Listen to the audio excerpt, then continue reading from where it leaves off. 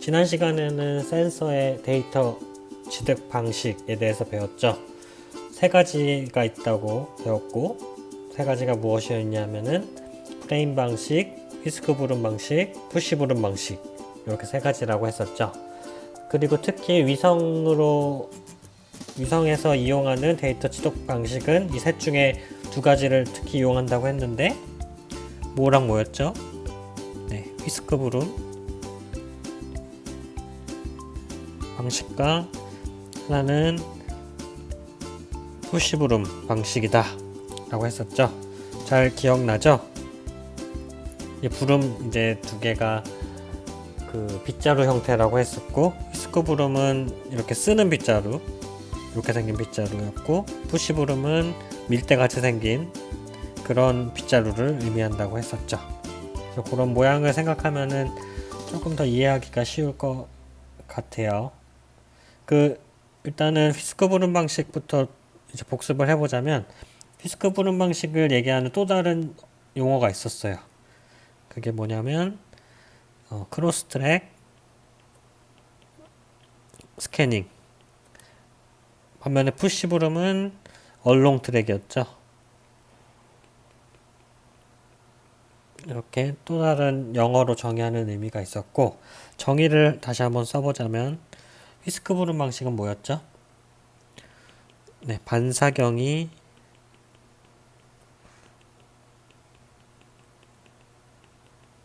회전하면서 지상을 촬영하는 방식이라고 했죠. 그렇다면 푸시 부름 방식은 반사경이라는 건 없고 선형으로 배열된 선형 배열 센서로 지상을 촬영하는 방식이다. 이렇게 정의를 한다고 했었어요. 정의까지만 했고, 이제 정의에 따라서 어떠한 특징들이 있는지를 한번 비교를 해보도록 할게요. 우선 각각의 장점을 한번 볼게요. 휘스크 부름 방식의 장점은 뭐가 있을 것 같아요? 여러분 한번 생각을 해볼래요? 이렇게 빗자루가 쓸고 지나가는 것처럼 데이터를 취득해 나가는 방식으로 지상 데이터를 취득을 하면 어떤 장점이 있냐? 일단은 넓은 지역을 관측할 수 있을 것 같아요. 상대적으로. 그쵸? 이 빗자루를 쓰는 폭을 넓게 하면, 요걸 넓게 하면은 각도를, 세타라는 각도를 넓게 해주면 그만큼 넓은 지역을 관측할 수 있는 그런 장점이 있겠죠. 그리고 또 하나 장점을 꼽자면 불리형 감지기. 요거는 휘스크 부름 방식이라기보다는 휘스크 부름 방식에 존재하는 불리형 감지기 있었죠. 프리즘. 그 불리형 감지기를 이용함으로써 여러 파장대의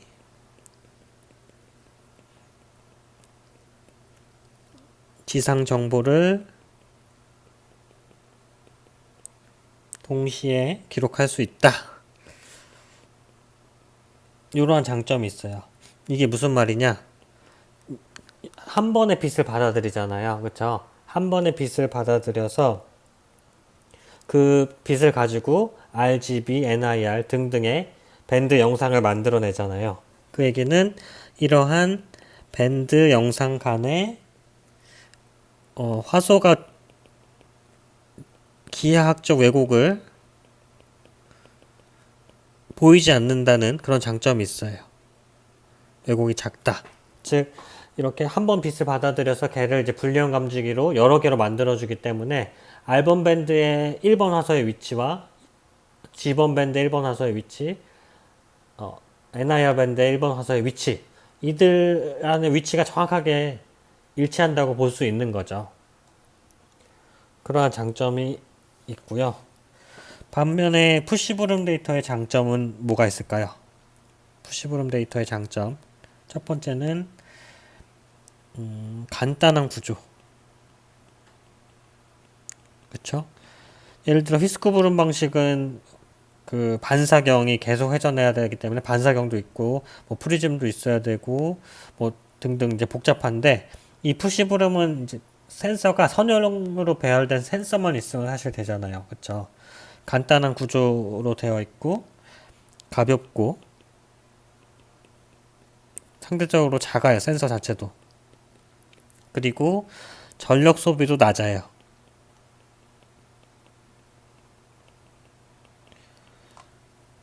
예를 들어서 휘스크 부름 방식 같은 경우에는 스캐닝 거울을 회전시키기 위한 어떤 에너지도 소비를 해야 되는데, 푸시 부름 데이터는 그런 에너지가 필요 없는 거죠. 스캐닝 거울을 회전시키기 위한 어떤 전력도 필요 없다. 왜냐면 스캐닝 거울 자체가 없기 때문에.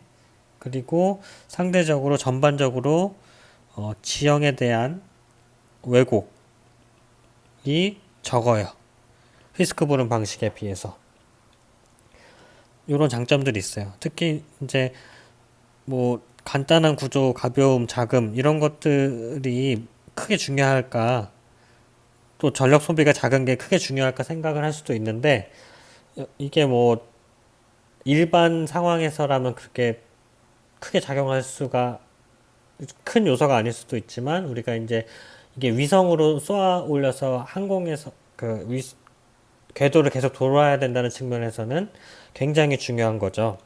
또 동일한 궤도에서 계속 돌리기 위해서는 가급적 이제 가벼워야 되고, 그리고 좀 작아야 되고, 그 전력 소비도 이제 전력을 계속 공급해 줄 수 있는 시스템이 아니기 때문에 전력 소비도 작아야 그만큼 더 오래 궤도를 유지하면서 돌 수 있는 거죠. 그래서 이러한 부분들이 굉장히 중요한 요소 중에 하나예요. 그래서 휘스크브름보다 푸시브름이 어떻게 보면 좀 장점이 많은 그런 센서 데이터 취득 방식이라고 할 수 있겠죠. 단점을 보면, 단점은 뭐 특별히 언급하기보다는 여태까지 봤던 장점, 각 휘스크브름과 푸시브름의 장점을 거꾸로 생각을 해보면 될 것 같아요. 자, 그럼 그런 거꾸로 본다는 측면에서 휘스크브름 센서의 단점은 뭐냐? 접선 방향의 지형 왜곡이 발생해요. 이거를 스케일 왜곡이라고 하는데, 이러한 지형 왜곡이 발생을 하고요. 푸시브름 센서는 단순했다면, 얘는 센서가 복잡한 그런 단점이 있습니다. 반면에 푸시브름 센서의 단점은 센서가 많은 게 단점이 될 수가 있어요. 이 선형 배열 센서가 예를 들어서 뭐 1000개가 쭉 있다고 했을 때, 이 1000개 하나하나가 센서인데 이 중에 뭐 중간에 뭐 10번째, 25번째, 100번째 이런 애들 센서가 나갔다고 가정을 해보세요. 그러면은 그 줄에 대응되는 한 줄 지상 데이터가 쭉 취득이 안 되는 그런 문제가 발생을 할 수가 있겠죠. 그래서 많은 센서가 있기 때문에 그만큼 고장이 나면은 그 부분에 대한 데이터 취득이 어려워지는 그런 단점이 있겠죠. 그래서 장점과 단점에 대해서도 봤고요. 휘스크브름과 푸시브름을 대표하는 여러 센서들을 한번 봐볼게요. 일단은 휘스크브름은 랜셋, 오늘 자세히 배울 랜셋이라는 위성이고요.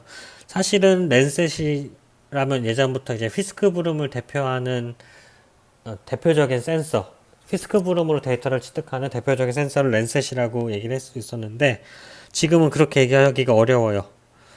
왜냐하면 1호부터 7호까지는 다 휘스크브름 방식으로 취득을 하는데, 가장 최근에 발사한 랜셋 8호,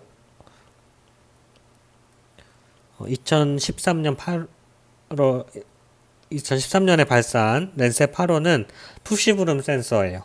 좀 특이하죠. 그 7호까지는 다 휘스크브름으로 만들다가 8호부터는 휘스크브름이 아닌 푸시브름으로 만들었어요. 이런 부분을 봤을 때도 뭐 정확하게 뭐 이게 팩트다라고 얘기할 수는 없지만, 제 생각엔 휘스크브름은 어떻게 보면 좀 초기 버전, 센서의 초기 버전이라고 생각이 되고요. 그거를 조금 개선시킨 방식이 이제 아무래도 푸시브름 센서다라고 생각을 할 수 있을 것 같아요. 제 생각엔. 그래서 다시 한번 대표적인 예를 보자면, 랜셋 1호에서 7호까지가 휘스크 구름이고, 노아에서 발사한 고스, GOES와 AVHRR 이라는 센서도 대표적인 휘스크 부름 방식이다. 그래서 얘기한 것처럼 이제 초창기의 센서 형태가 휘스크 부름이지 않나. 그리고 상대적으로 고해상도보다는 중저해상도에 적합한 그런 센서가 휘스크 부름이다 라고 생각할 수 있을 것 같고요. 반면에 랜셋을 대표하는 랜셋이 아니라 푸시브름으로 대표되는 여러 센서들의 예시를 보면은 아까 랜셋 8호를 했지만 그와 더불어서 여러분들이 알고 있는 고해상도 위성들 있죠. 뭐 있어요? 한번 쭉 외우고 있는 걸 한번 얘기해 보실래요? 아리랑 시리즈 다 매차 고해상도고 아이코노스, 퀵버드, GOI, 월드뷰 등등등 우리가 알고 있는 고해상도의 센서들은 전부 다 푸시브룸이에요. 제가 알고 있는 모든 고해상도 위성은 다 푸시브룸으로 만들어진 센서이고요. 그리고 초분광, 하이퍼스펙트럴 센서도 대부분이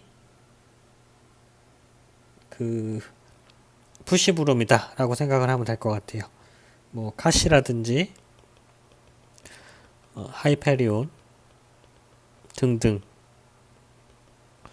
대부분의 초분광 영상, 모디스는 이제 휘스크 부름인데 모디스도 하나 써줄까요? 모디스는 밴드가 36개라서 약간 초분광이라고 하긴 애매한 부분이 있죠. 그래서 모디스를 제외한 대부분의 초분광 영상도 푸시브룸 푸시브룸 방식으로 데이터를 지등을 합니다.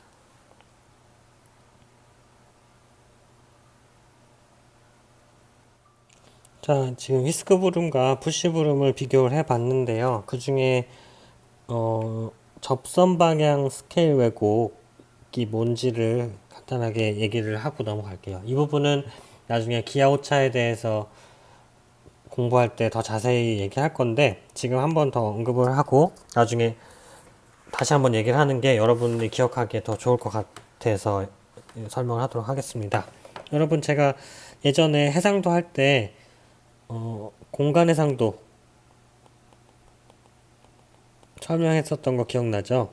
공간 해상도를 얘기하는 여러 영어 용어가 있었는데 한번 여러분들 뭐뭐 있었는지 다시 한번 복습 차원에서 한번 얘기를 해보도록 해보세요. 뭐가 있었죠? 네, 우리가 가장 많이 일반적으로 쓰는 스페이셜 레졸루션 그리고 또 뭐 있었죠? GSD 그라운드 샘플 디스턴스 그리고 하나 더 있었는데 뭐였나요? IFV 기억나나요? IFV가 뭐의 약자였죠?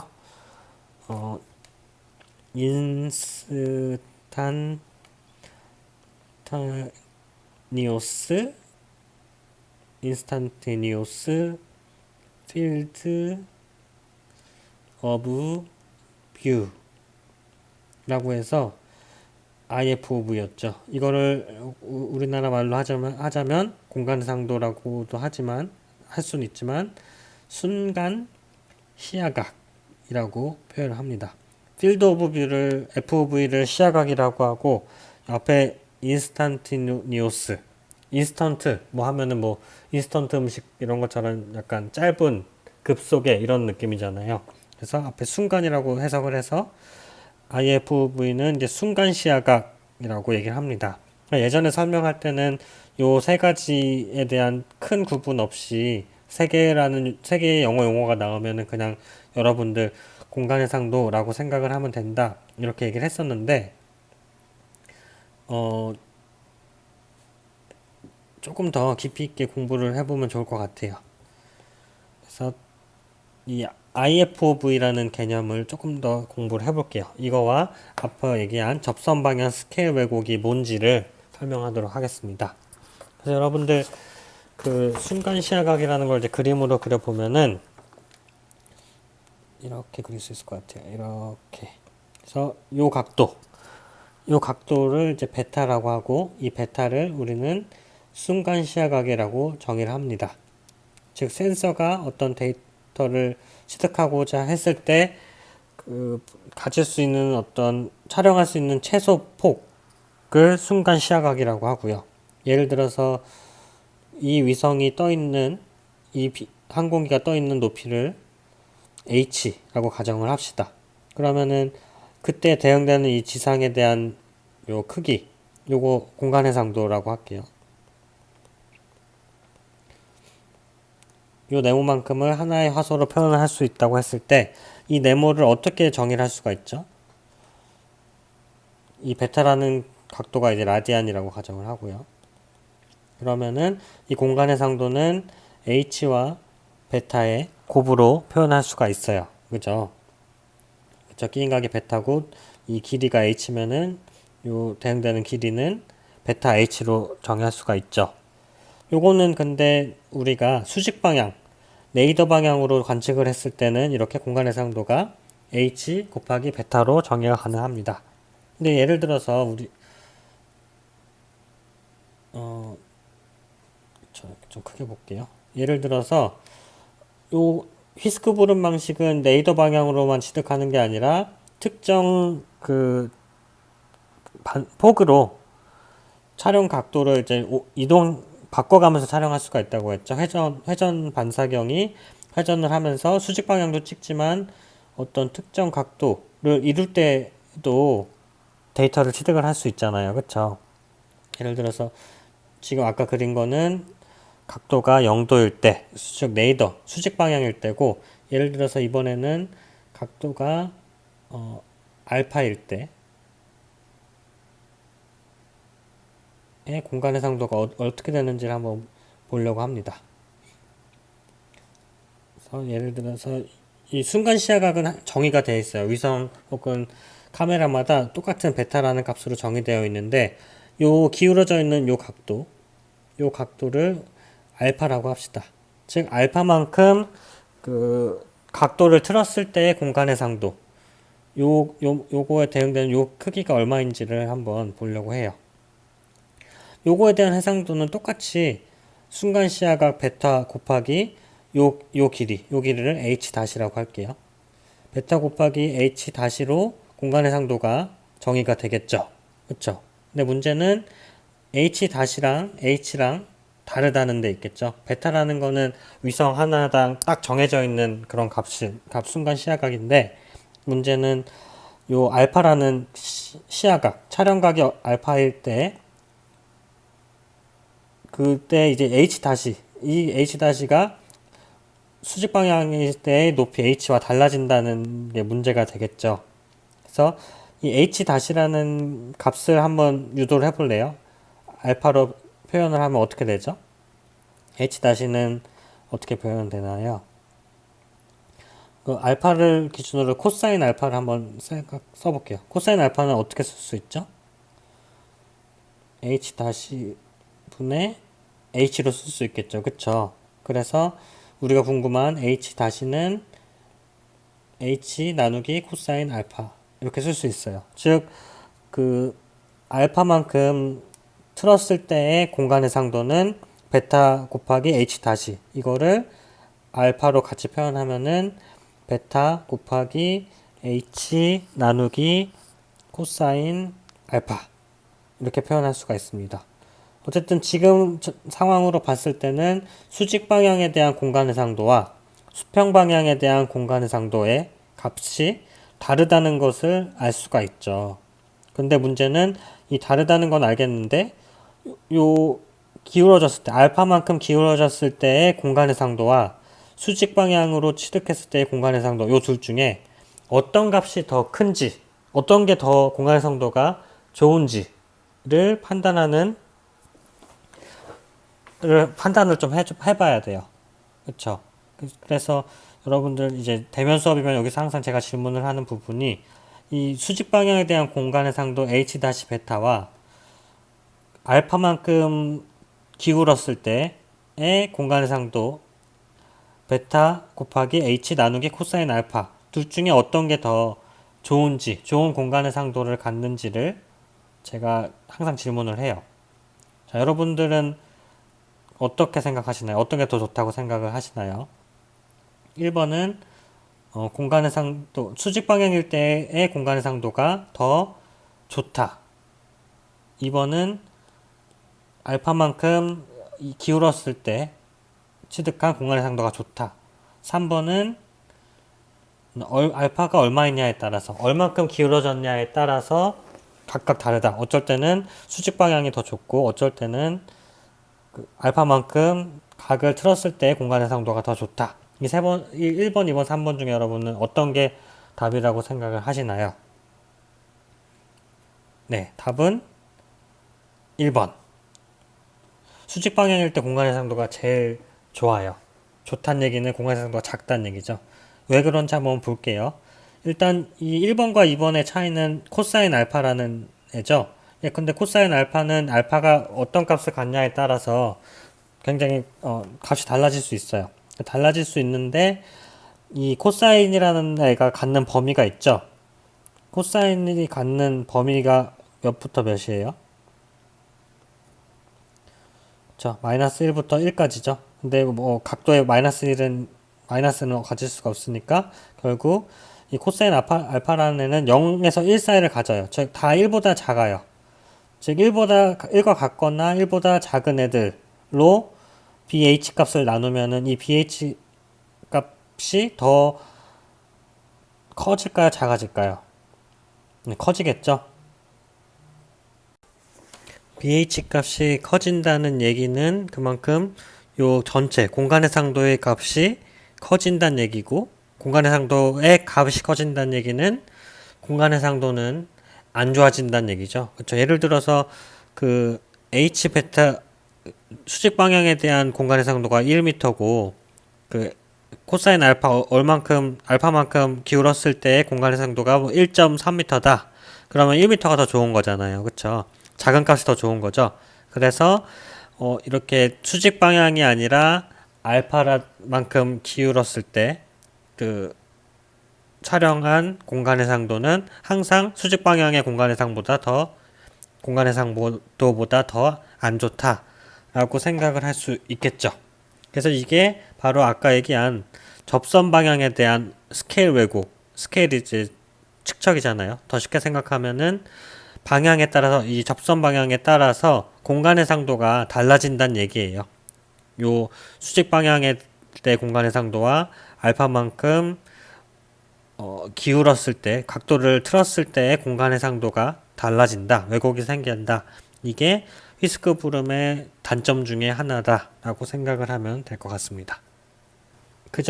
좀 전에 했지만 다시 한번 좀 정리를 해볼게요. 휘스크 브룸과 푸시 브룸에 대해서 대표적인 센서 종류. 아까 얘기한 대로 휘스크 브룸의 대표적인 거는 랜셋 1호에서 7호라고 했었죠. 근데 요건 좀 센서 이름이 MSS, TM, ETM 플러스 이렇게 나와 있어요. 그래서 조금 헷갈릴 수 있는데 이따 자세히 하겠지만 MSS는 쉽게 생각하면 1에서 5호라고 생각을 하시면 되고요. TM은 4에서 5호, ETM 플러스는 7호라고 알고 있으면 될 것 같습니다. 그리고 노아에서 쏘아 올린 고스와 AVHRR이 대표적인 휘스크 브룸이고요. 나머지는 대부분은 이제 다 푸시 브룸이라고 생각하면 된다고 했죠. 대부분의 고해상도 영상은 푸시 브룸이라고 생각을 하면 될 것 같아요. 그리고 대부분의 초음각 영상도 아까 얘기한 대로 푸시 브룸이라고 생각을 하면 되는데 딱 두 가지, 모디스와 에이브리스 요 두 가지만 휘스크 브룸 방식이고, 그 외에 뭐 카시나 하이페리온, 그리고 최근에 개발되고 있는 대부분의 하이퍼스펙트럴 센서는 다 푸시 브룸이다 라고 생각을 하면 됩니다. 그리고요, 이제 랜셋에 대해서 설명을 할 텐데, 랜셋은 이제 위성을 공부한 사람이라면 한 번쯤은 당연히 들어봤을 거고, 랜셋 정도는 알고 있으면 좋을 것 같아요. 랜셋은 지구 관측을 위해서 발사한 최초의 민간 목적의 원격 탐사 위성이에요. 72년도에 1호 위성을 발사를 했고요. 연이어서 2, 3, 4, 5호를 발사에 성공을 했고 6호는 실패해서 6호는 없어요. 애초에 없었어요. 그리고 1999년에 랜셋 7호를 발사했고요. 랜셋 8호는 2013년 8월 발사 성공했습니다. 그래서 나머지는 다 이제 이미 수명을 다 했고 현재는 랜셋 7호와 8호가 운영 중에 있습니다.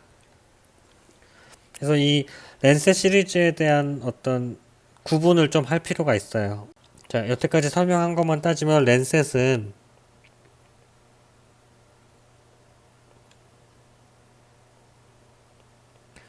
1호에서 7호, 아니죠. 1호에서 8호까지 있다는 걸 알았고, 또 센서 이름으로 하면은 뭐 MSS가 있었다고 그랬고, TM이 있고, ETM 플러스가 있고, 그리고 8호에는 이제 OLI라는 것과 TIRS라는 이런 센서들이 있거든요. 그래서 이런 센서들이 각각 몇 호, 1호와 8호 중에 어떤 거에 대응되는지 이런 거를 파악할 필요가 있어요. 그래서 좀 랜셋을 구분을 하자면 일단 센서별로 구분을 해볼게요. 센서는 랜셋, MSS가 이제 가장 초반기 형태가 되겠고, 그 다음이 이제 TM이고요. 그 다음이 ETM 플러스, 마지막이 OLI 플러스 TIRS 이렇게 나뉩니다. 그래서 MSS가 뭐냐? 랜셋 1호에서 5호까지에는 전부 다 이제 MSS 센서가 탑재가 되어 있고요. TM은 랜셋 4호와 5호를 일컫는 말이라고 생각을 하면 됩니다. ETM 플러스는 랜셋 7호가 되겠고요. OLI와 TIRS 센서가 특이하게 두 개가 들어있네요. 요거는 랜셋 8호에 대응되는 그런 센서라고 생각을 하면 될 것 같습니다. 그 MSS부터 특징을 보자면 MSS는 어떤 센서로 이루어져 있냐면 멀티스펙트럴 다중분광 센서가 공간 해상도가 80m예요. 초창기다 보니까 아무래도 좀 공간 해상도가 떨어지죠. 80m짜리 공간 해상도를 갖는 멀티스펙트럴 다중분광 밴드가 4개가 있어요. 이렇게 4개가 탑재 있고요. 그리고 좀 더 긴 파장 영역, 온도와 관련되어 있는 서멀 인프라레드, TIR은 서멀, 이게 열이죠. IR은 많이 했죠. 적외선. 그래서 서멀 인프라레드의 약자예요. TIR에 대응되는 밴드가 1개 있고 요거에 대한 공간 해상도는 120m입니다. 요렇게가 이제 MSS가 정리가 되고요. 랜셋 TM 같은 경우에는 멀티스펙트럴 다중분광 밴드가 30m의 공간 해상도를 갖고요. 그리고 개수는 6개가 있어요. 그리고 마찬가지로 TM에도 TIR 밴드, 열적외선 밴드가 있는데 요거는 120m의 공간 해상도를 갖고 총 1개가 있습니다. 이게 이제 TM을 구성하는 특성이 되겠고요. 다음 ETM 플러스 랜셋 7호 같은 경우에는 MS는 동일해요. 4, 5호와 멀티스펙트럴 다중분광은 30m짜리가 6개가 있고요. 그리고 TIR 서멀 인프라레드 같은 경우에는 60m짜리가 1개가 있습니다. 그리고 7호부터는 팬크로매틱 전정색 영상, 해상도를 향상시킨 정정색 영상이 있고 공간 해상도는 15m고 밴드는 1개입니다. 그리고 마지막으로 랜셋 8호 같은 경우에는 센서가 2개로 나눠져 있는데 쉽게 생각하면 TIRS는 뭘 것 같아요? 온도와 관련된 센서가 TIRS로 이제 독립적으로 센서가 탑재되어 있고 OLI는 그냥 일반적인 광학과 적외선 영역의 센서가 되겠습니다.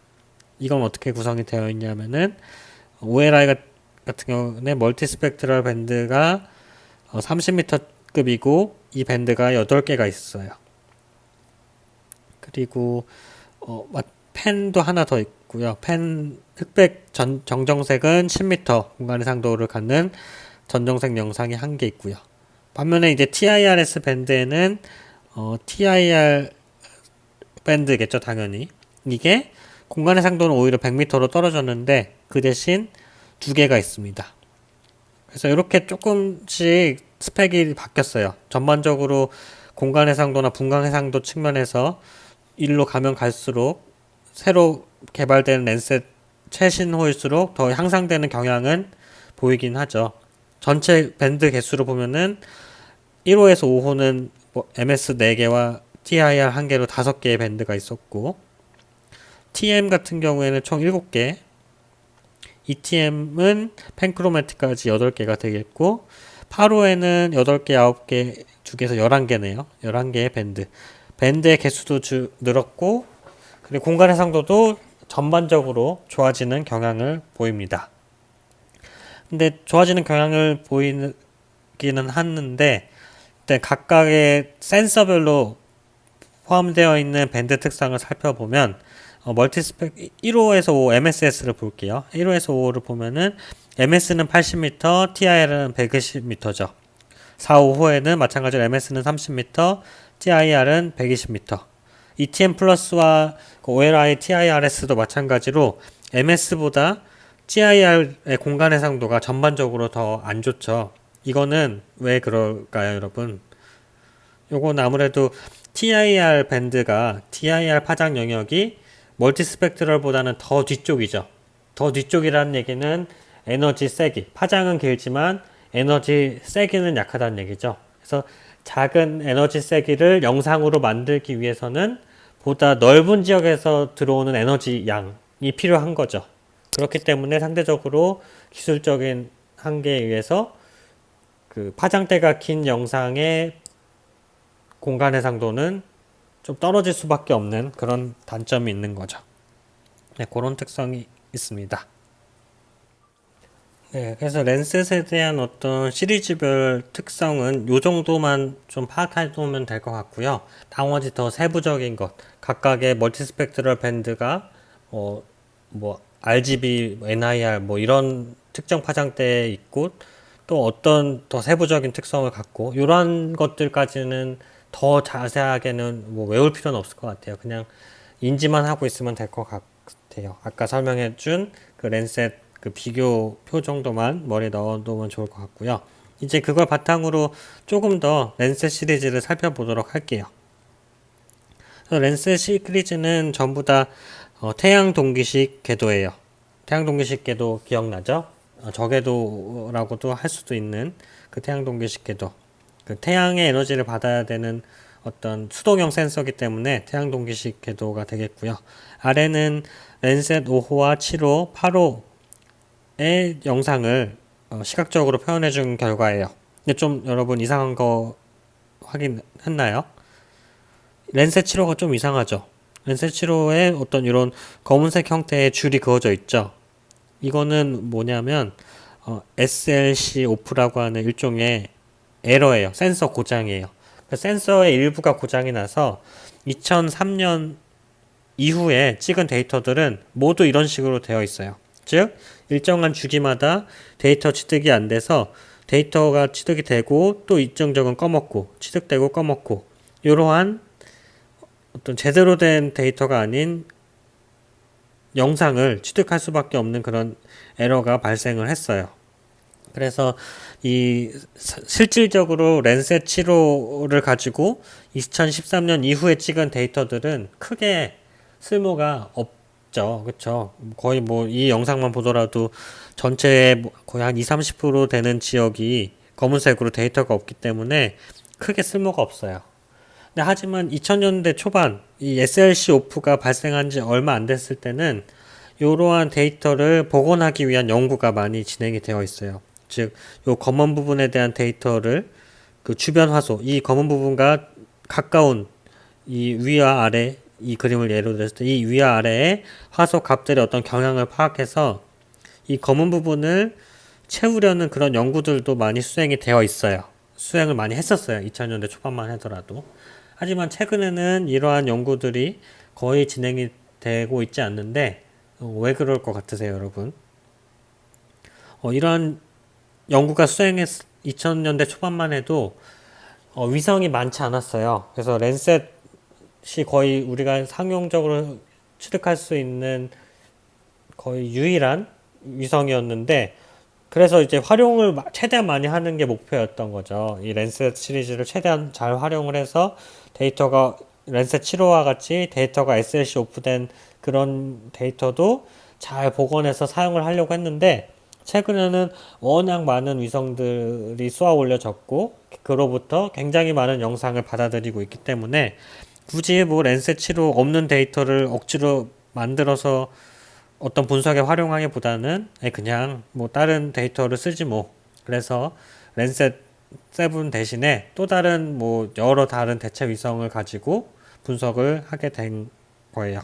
그래서 이렇게 데이터가 없는 지역에 대한 그 복원을 수행하기 위한 연구도 그만큼 많이 주춤해진 상황이죠. 그래서 여기서 하고 싶은 얘기는 랜셋 7호는 이렇게 에러가 포함되어 있다라는 부분이고요. 이거는 이제 랜셋 위성의 어떤 발사 기록이에요. 뭐 크게 중요한 건 아니고 랜셋 9호가 2018년 발사 예정이라고는 되어 있는데 아직은 발사 안 됐어요. 이 표 자체가 옛날에 만들어진 표인 거죠. 그래서 랜셋 9호도 발사 예정이긴 하지만 뭐 아직까지 계획인 단계고요. 랜셋 MSS, TM, ETM 이 센서들에 대해서 좀 더 살펴보도록 할게요. 아까 얘기한 대로 MSS는 1에서 5호, TM은 4에서 5호, ETM 플러스는 7호 이렇게 돼 있었죠. 요렇게 7호까지 먼저 묶은 이유는 얘네가 스캐닝 거울, 스캐닝 거울 이꼴 뭐였죠? 휘스크 부름 방식. 휘스크 부름 방식으로 데이터를 취득하기 때문에 이렇게 묶었고요. 아까부터 강의를 들었던 학생들은 좀 의아한 부분이 있을 것 같은데 왜 MSS가 이제 랜셋 1호에서 5호고 TM도 4호에서 5호인데 그렇다면 4, 5호에는 MSS랑 TM이랑 뭐 둘 다 들어가 있는 건가요? 라고 생각할 수도 있을 것 같아요.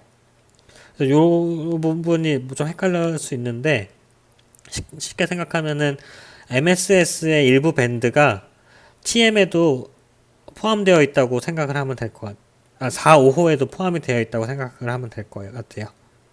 그래서 이 MSS의 일부가 4, 5호에도 들어가 있고 나머지 일부는 TM으로 채워져 있다 라고 생각을 하면 될 것 같습니다.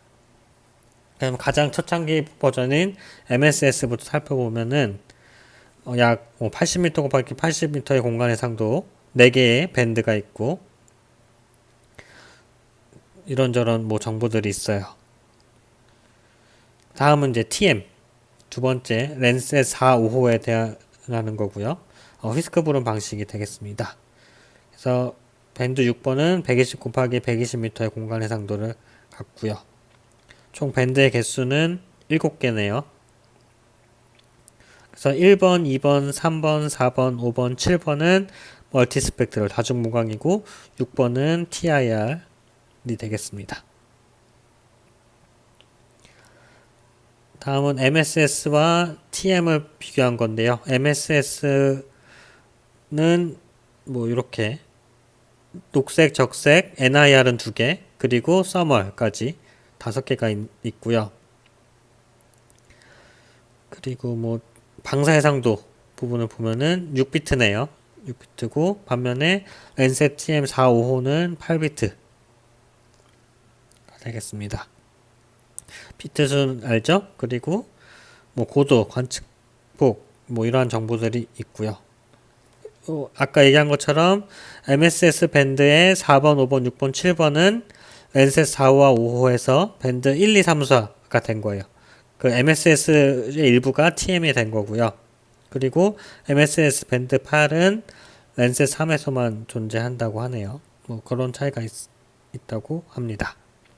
그래서 요거는 랜셋 5호의 TM 자료고 밴드 1번, 2번, 3번, 4번, 5번, 6번을 그리고 7번을 이렇게 시각적으로 표현한 거예요. 다 이제 흑백으로 표현이 되고, 아무래도 열적외선인 그 6번 밴드가 다른 영상에 비해서 조금 이제 해상도도 떨어지고 중간중간에 이제 데이터가 빵꾸 난 이런 경향도 많이 보이죠. 그런 특성이 있고요. 그리고 얘네 둘, 여섯, 7개의 밴드를 여러 가지 색깔 조합으로 나눌 수 있겠죠. 그래서 4번, 3번, 2번에 이제 RGB를 넣으면은 저희가 해상도 할 때 봤던 식생 지역에 빨갛게 강조된 그런 영상을 얻을 수 있고, 또 다른 컬러 조합을 하면 또 그에 맞는 컬러 영상을 얻을 수가 있겠죠. 다음은 ETM 플러스, 렌세 7호에 탑재된 ETM 플러스에 대한 내용이고요. 뭐 아까 얘기한 대로 이러한 공간 해상도 특성이 있습니다.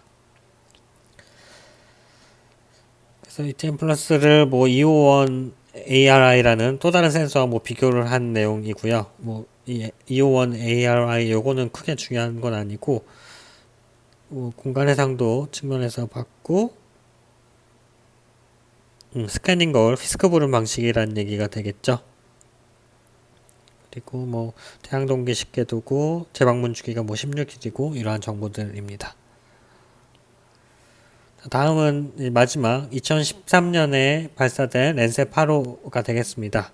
렌세 8호는 얘기한 대로 OLI 센서와 서멀 인프라레드 센서, TIRS 센서 이렇게 두 개가 있다고 했죠. 그래서 OLI는 밴드가 총 9개가 있고요. 서멀은 2개가 있어서 총 11개의 밴드가 있고, 특이한 부분은 이 부분이죠. 그렇죠? 기존의 렌셋과는 달리 렌셋 8호는 푸시 부름이고요. 그리고 재방문 주기나 관측 폭은 큰 차이는 없고, 요 부분 퀀티제이션이라고 하는 부분이 이게 방사해상도인데, 방사해상도가 12비트로 굉장히 향상됐죠. 기존에는 이제 8비트였는데 12비트로 굉장히 향상돼서 더 민감하게 그 밝기 변화를 감지할 수가 있고요. 자, 요거는 렌셋 7호와 렌셋 8호의 밴드를 비교한 결과입니다. 보시면은 요 위에 있는 줄이 렌셋 8호고요. 이 밑에 줄이 렌셋 7호인데요. 일단 렌셋 7호를 보면은 총 밴드는 펜 크로매트까지 8개가 있고요. 반면 렌셋 8호는 총 11개가 있죠. 그래서 뭐 특이한 건 요 1번 밴드가 새로 생긴 것 같고, 또 9번 밴드가 새로 생겼고, 그리고 TIR 밴드가 원래 하나였던 걸 2개로 나눈 그런 특성이 있습니다. 그래서 이렇게 좀 차이가 있습니다. 드릴 위성은 고스라는 위성이에요. 이제 노아가 렌셋은 나사에서 발사한 위성이었다면 고스는 노아, 미국 해양 대기국 노아에서 발사한 위성이에요. 기상 관측을 위해서 발사한 위성이고요. 고스에 대해서 먼저 살펴보면은 적도 상공 35,790km. 여기까지만 읽어도 여러분 이제 적도 상공이고 36,000 가까이에 있는 아주 높은 곳에서 이동하는 그 궤도로 움직이는 위성이란 얘기는 고스는 정지궤도 위성이구나 라는 거를 아마 여러분들이 생각을 유출을 할 수 있을 것 같아요. 그쵸? 여기까지만 읽어도. 살펴봤더니 밴드는 총 5개가 있네요. 가시광선 밴드, 숄트웨이브 인프라레드, 단파적외선, 그리고 수분을 관측할 수 있는 밴드도 있다고 하고, 서멀 인프라레드, 온도와 관련된 밴드가 2개 있다고 합니다. 이거는 정지궤도 위성이다 보니까 멀리서 36,000km 아주 높은 상공에서 촬영하다 보니까 공간 해상도가 아무래도 좀 떨어질 수밖에 없겠죠. 보면은 뭐 1km, 1 곱하기 1이라고 되어 있지만 보시면은 단위가 킬로미터예요. 즉 가시광선 영역에서는 1 바이 1km, 또 수분 이런 데는 8 곱하기 8km까지 공간 해상도 측면에서는 아주 안 좋은 한계가 있는 그런 위성이 고스가 되겠죠. 하지만 주기 해상도는 굉장히 좋겠죠. 그리고 이 고스가 미국에서 발사한 정지궤도 위성이다 보니까 미국의 일부 지역을, 전역인지 정확히 제가 모르겠지만 미국의 일부 지역을 계속 촬영을 하는 거죠. 그 얘기는 이제 우리나라에서 대한 데이터는 이제 고스 데이터로 취득을 할 수 없다는 얘기죠. 그렇죠. 그래서 뭐 우리나라 분석을 한다든지 뭐 우리나라 연구자들이 많이 활용을 하는 그런 영상은 아닙니다. 고스는. 어쨌든 미국에서는 굉장히 많이 활용이 되겠죠. 그리고요. 두 번째는 AVHRR입니다. 이 AVHRR도 똑같이 노아에서 발사한 그 위성입니다. 얘는 봤더니 매일 2차례 지구 전체에 대한 영상이 수집 가능하다고 합니다. 매일 2차례란 얘기는 주계상도가 하루에 이틀이란 얘기고, 그 얘기는 정지궤도 위성은 아니란 얘기죠. 그래서 뭐 저궤도나 태양 동기식 궤도 위성이라고 우리가 유추할 수 있을 것 같고요. 마찬가지로 얘도 밴드가 총 5개가 있습니다. 공간의 상도도는 마찬가지로 그렇게 좋은 편은 아니에요. 1.1 곱하기 1.1km를 갖고 있어요. 근데 여러분, 공간의 상도가 안 좋다고 무조건 안 좋은 거냐? 그건 아니에요. 공간의 상도가 안 좋다는 얘기는 반대로 얘기하면, 장점으로 얘기하자면 공간의 상도는 안 좋은 대신 보다 넓은 지역을 촬영을 할 수가 있게 되는 거죠. 그렇죠? 예를 들어 1m 곱하기 1m의 높은 공간의 상도를 갖는 영상이 있다고 하더라도 걔는 이제 공간의 상도는 좋지만 그만큼 전체 커버되는 면적은 작겠죠. 공간의 상도가 좋아서. 반면에 이런 뭐 1km by 1km 되는 애들은 공간의 상도는 떨어지지만 그만큼 커버할 수 있는 전체 면적은 더 넓어지는 거죠. 그래서 공간의 상도가 무조건 좋다고 안 좋다고, 공간의 상도가 떨어진다고 무조건 더 안 좋은 위성이다, 그렇게 얘기할 수는 없는 거죠. 우리가 어떤 분석을 어떻게 활용하느냐에 따라서 장단점이 명확하게 되는 거죠. 그래서 우리의 연구 목적에 맞는 위성을 찾아서 활용을 해야 되겠죠. 그래서 여기 보면은 관측 폭이 2,700km라고 합니다. 2,700km라고 하면은 뭐 우리나라는 들어가고도 남죠. 우리나라보다 훨씬 넓은 면적을 한 번에 영상 취득이 가능하다는 그런 장점이 있습니다. 다음은 에스터 영상인데요. 에스터는 테라 그리고 아쿠아 위성에 탑재가 되어 있는 그런 센서예요. 총 14개의 밴드로 구성이 되어 있고 가시광 근적외선, 단파적외선, 그리고 열적외선까지 다양한 범위를 아우르는 그런 밴드가 14개가 있다라고 써 있습니다.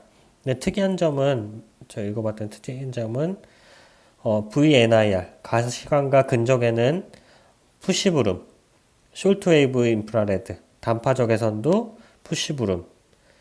근데 서멀, 열적외선 같은 경우에는 휘스크브룸으로 데이터를 취득을 하네요. 그래서 하나의 센서임에도 불구하고 데이터 취득 방식이 푸시브룸과 휘스크브룸 동시에 활용하는 그런 좀 특이한 형태가 이제 에스터라는 거를 알 수 있고요.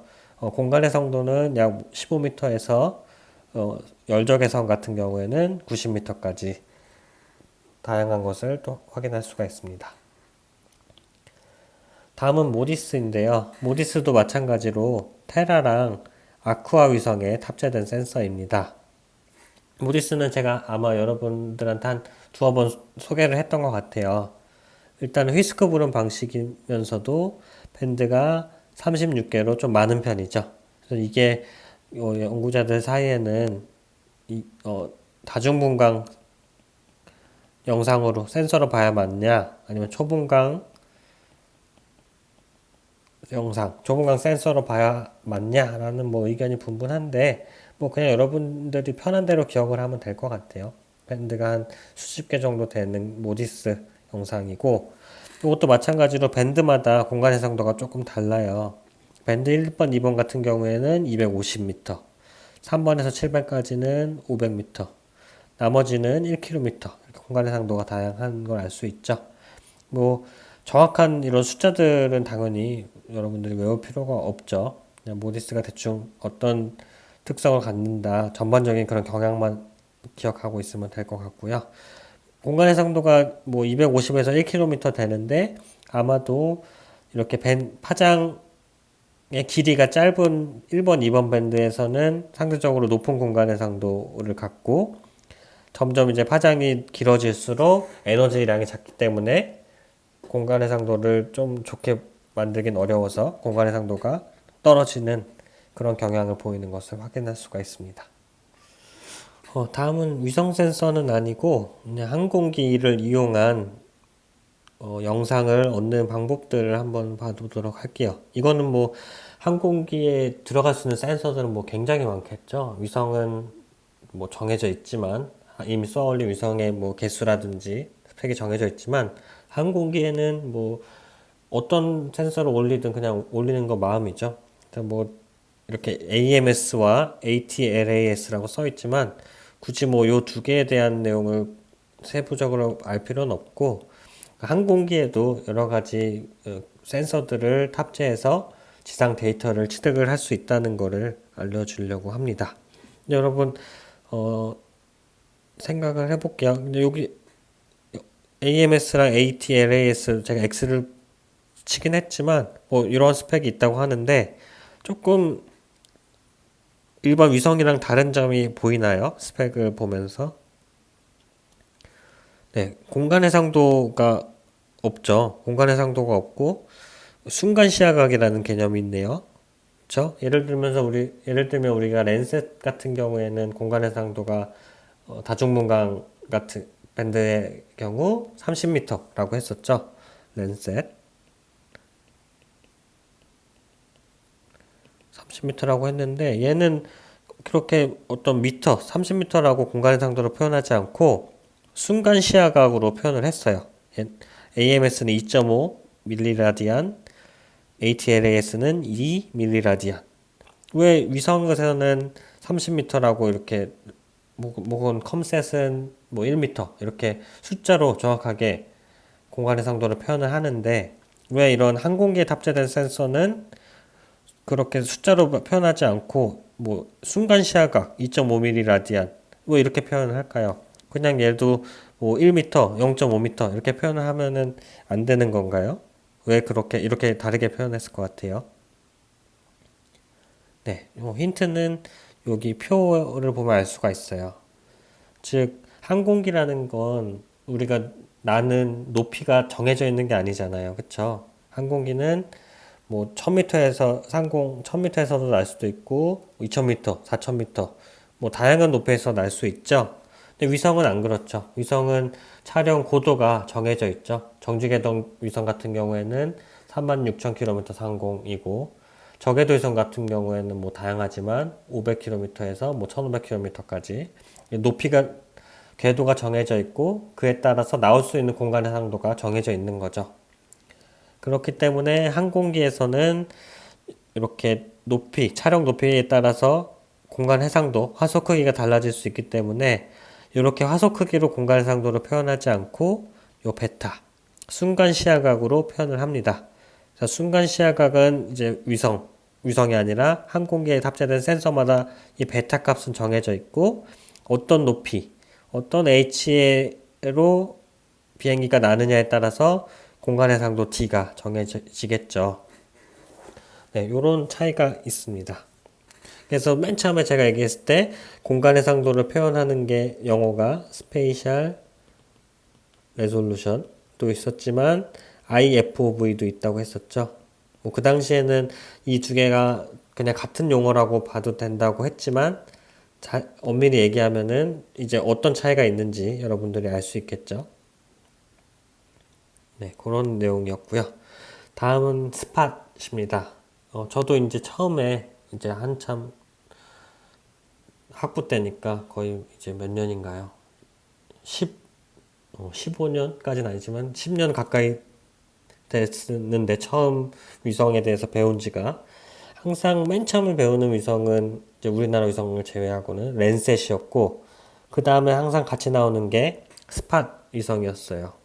스팟은 프랑스에서 발사된 위성으로서 랜셋이랑 비교하자면은 공간의 성도는 조금 더 좋지만 분광의 성도는 조금 떨어지고 그리고 제가 배울 때만 해도 랜셋 8이 없었거든요.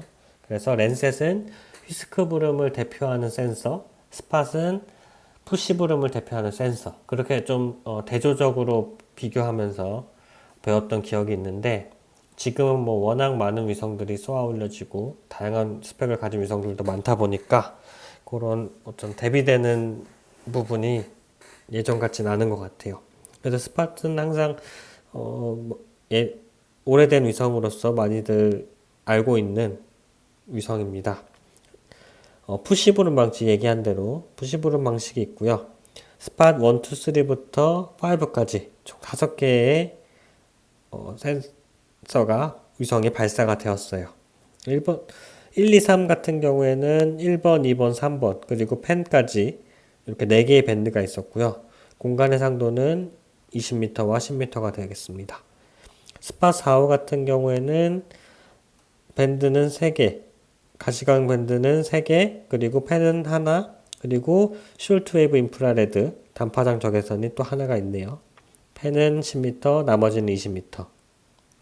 스팟5도 유사한 스펙인데 펜크로매틱 전정색만 2.5m로 공간 해상도가 많이 향상된 것을 알 수가 있고요. 그리고 스팟 4호와 5호에는 아까 설명한 HRVIR 고해상도 전정색 과 다중분광 밴드만 있는 게 아니라 센서가 하나 더 있어요. 베지테이션이라는 센서가 있어요.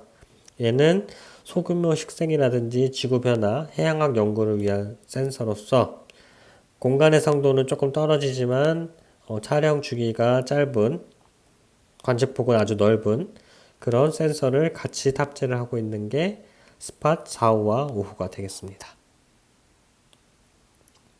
네, 스팟에 대한 비교를 다 하고 있어요. 뭐 이미 우리가 본 것들이죠. 공간 해상도와 분광 해상도는 뭐 이렇게 표현이 되고 푸시브룸 전부 다 푸시브룸 센서고요. 그리고 뭐 재방문 주기는 26일이고 이 베지테이션 센서만 1일 하루입니다. 뭐 이러한 특징들이 있는 게 스팟입니다. 자, 다음은 이제 위성에 대해서 살펴 봤으니까 위성들을 어떻게 다운로드를 받을 수 있는지를 한번 볼게요. 특히 이제 랜셋에 초점을 맞춰서 한번 해볼게요. 보시면 여기 earthexplorer.usgs.gov 요 링크에 들어가시면 다운을 받을 수가 있습니다.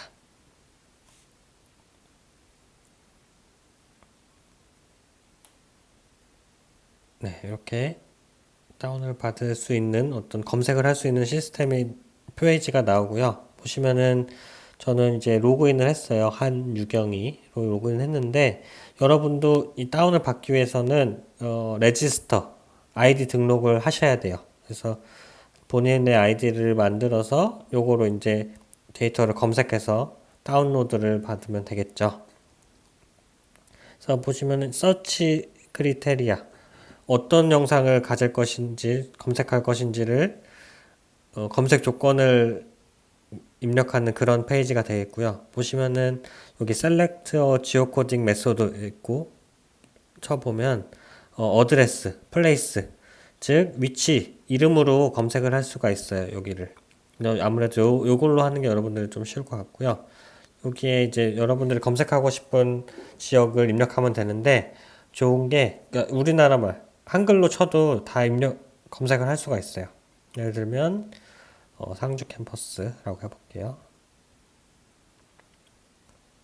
하면 여기 밑에 나오죠? 대한민국 상주시 가장동 경북대학교 상주 캠퍼스. 그리고 요거는 이제 경기도 좌표가 옆에 나와 있고요. 요걸 딱 클릭을 하면 딱 제가 검색한 지역에 여기 마크가 이렇게 표시가 되는 걸 알 수 있죠.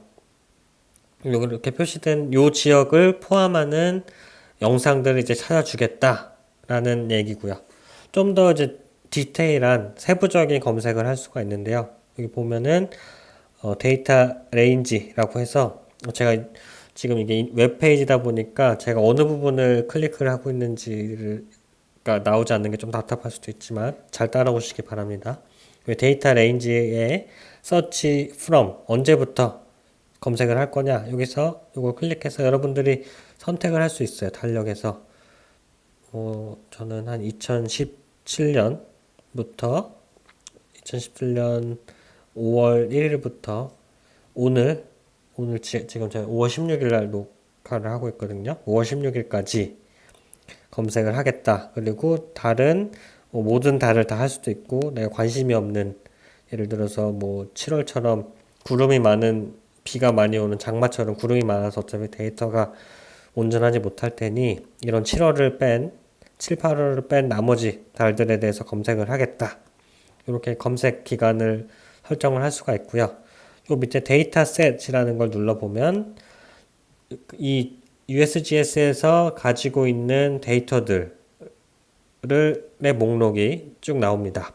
보시면 이 에어리얼 이미지라는 거는 항공사진이라는 걸 의미하고요. 요 AVHRR은 좀 전에 배웠었죠.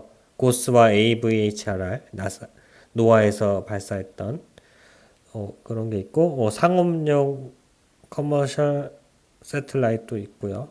아이코노스 2와 오버뷰 3가 있네요. 밑에 보니까 스팟도 있고요. 쭉 내려가다 보면은 우리가 관심이 있는 여기 랜셋. 제가 아까 미리 들어와 봐서 랜셋이 이렇게 열어져 있었어요. 랜셋을 한번 클릭을 했더니 뭐 다양하게 랜셋 레벨 3도 있고 레벨 2도 있고 레벨 1도 있어요. 근데 일단 레벨 1이 가장 기본적인 거고 레벨 2, 레벨 3로 갈수록 어느 정도 처리가 된 영상을 주거든요. 그래서 레벨 2나 레벨 3를 요구하면 바로 다운이 되는 게 아니라 그쪽에서 이제 제공을 해주는 USGS 쪽에서 어떤 추가적인 처리를 한 다음에 저희한테 보내주기 때문에 바로 한 일주일 정도 시간이 걸릴 수도 있어요. 저는 랜셋 8호와 랜셋 7호 아까 제가 탐색한 그 기간 내에 이 상주 캠퍼스가 포함된 랜셋 7호와 8호를 검색을 하겠다는 거고 밑에 보니까 센티넬이라는 것도 있길래 센티넬도 한번 같이 검색을 해봤어요. 그래서 요 랜셋 8호, 7호 그리고 센티넬 2 요 데이터들을 모두 검색을 해줘라. 그래서 리절트를 누르면 열심히 검색을 시작을 합니다.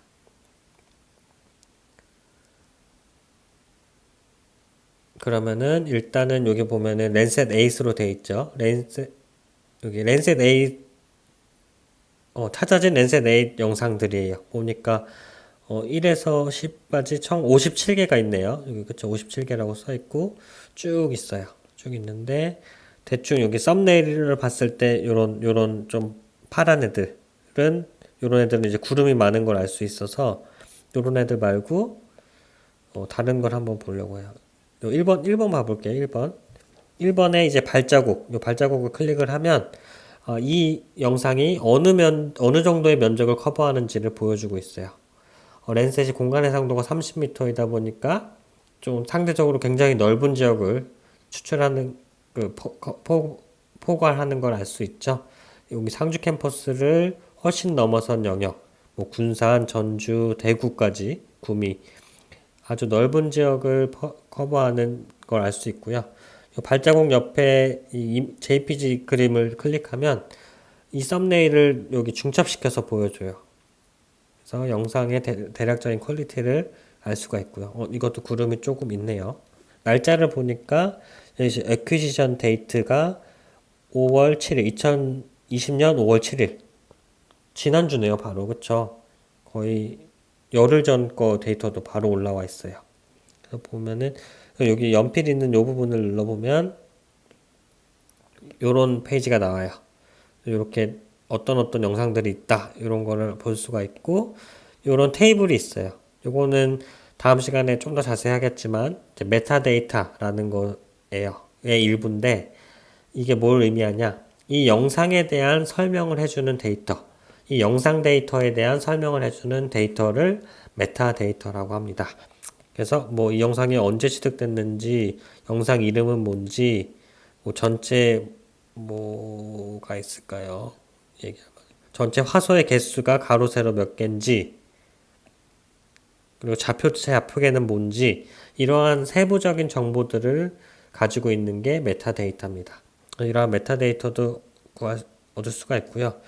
요거 잘 아시겠지만 요걸 클릭하면 지금 제가 뭘 클릭했냐면 하나, 둘, 셋, 넷, 다섯 번째 요 화살표, 초록색 화살표가 있는 요걸 클릭하면 저장을 할 수가 있어요.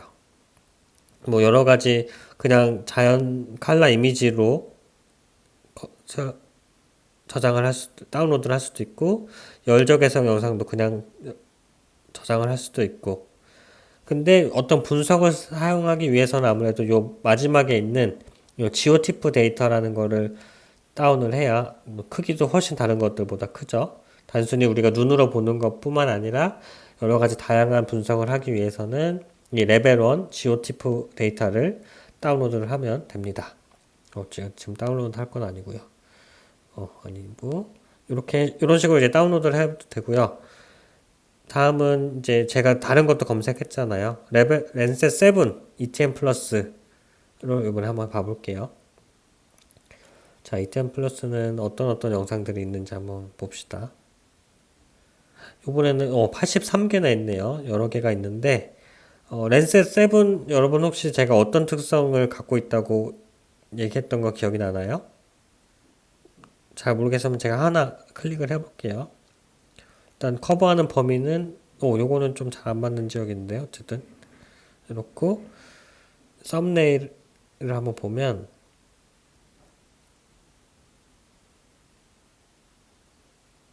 어떤가요? 조금 자세히 보면은 잘 보이실지 모르겠지만 저 검은 점들이 많은 걸 알 수 있죠. 검은 점, 즉 데이터가 잘